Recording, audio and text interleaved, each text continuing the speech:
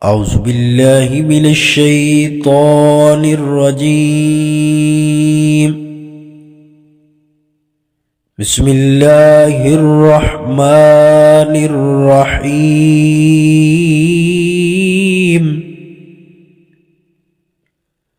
هل أتاك حديث الغاشية؟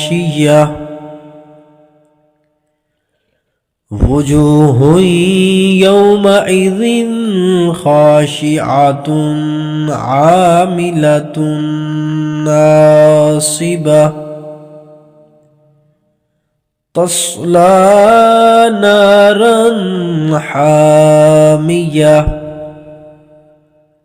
تسقى من عين آنية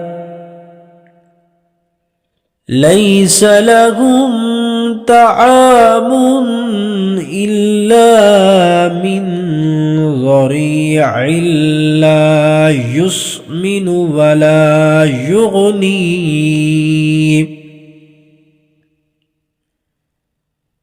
ولا يغني من جوع. وجوه يومئذ ناعمة لسعيها راضية في جنة عالية لا تسمع فيها لاغية فيها عين جارية فيها سرر مرفوعة وأكواب موضوعة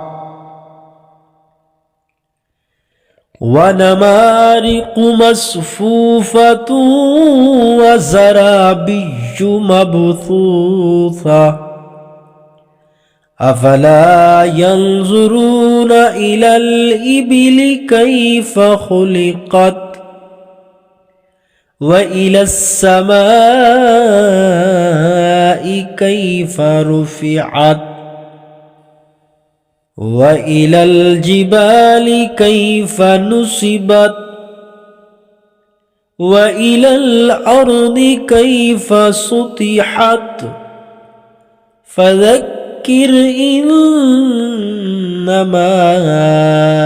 أنت مذكر لست عليهم بمسيطر إلا من تولى وكفر فيعذبه الله العذاب الأكبر إن إلينا إيابهم ثم إن علينا حسابهم.